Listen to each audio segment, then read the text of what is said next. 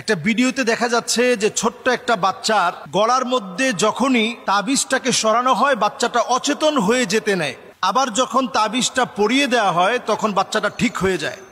আসলে এর রহস্যটা কি? এই জাতীয় ঘটনা আমরা ইতিপূর্বে আমার চোখে এমনটা পড়ে নাই, হঠাৎ করে এই ভিডিওটা আমি দেখেছি। তো এই তাবিজের ভিতরে আসলে কি লিখে দেওয়া আছে এটা দেখা দরকার। অনেক সময় যা লেখা থাকে এটা আপনার জন্য বরং ক্ষতি করার জন্য লেখা থাকে।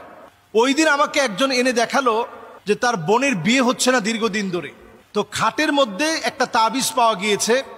ওই তাবিজের ভিতরে বারবার দেখা গিয়েছে সেখানে 17 লেখা, ওইখানে ক্রস দেওয়া, 18 লেখা ক্রস দেওয়া, যাতে করে 17তে তার বিয়ে না হয়, 18তেও যেন বিয়ে না হয়। এরপরে 20 দেওয়া, সেখানে ক্রস দেওয়া, 21 দেওয়া, সেখানে ক্রস দেওয়া।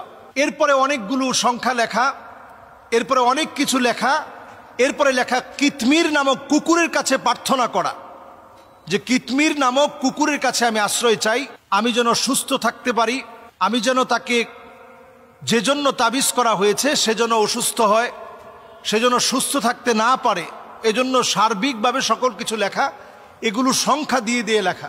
তো এই জাতীয় বিষয়গুলো আমরা অনেক সময় দেখি, আর এখন যেহেতু সোশ্যাল মিডিয়ার সময় এগুলো আমাদের চোখের সামনে চলে আসে। মিডিয়ায় যখন এই বিষয়গুলো আমরা দেখি তখন আমরা সতর্কতার হার বাড়িয়ে দেওয়া আমাদের জন্য অনেক বেশি জরুরি।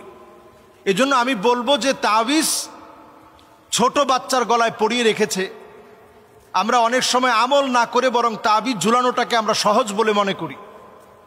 একান্ত যে বাচ্চাগুলো পড়তে পারে না তার জন্য আপনি তাবিজ দিয়েছেন ভিন্ন বিষয়। মায়ের দায়িত্ব হচ্ছে আপনি পড়ে ফু দেন, সূরা ইখলাস পড়েন, ফালাক পড়েন, নাস পড়েন, আপনি পড়ে ফু দেন। বাবার দায়িত্ব হচ্ছে আপনি পড়ে ফু দেন এবং নিজেও আপনি আমল করেন। ফজরের নামাজের পরে সূরা ইখলাস, সূরা ফালাক, সূরা নাস পড়েন। প্রয়োজনীয় মাসালা জানতে চ্যানেলটাকে সাবস্ক্রাইব করুন এবং আপনার মূল্যবান মতামত কমেন্টে জানিয়ে যান।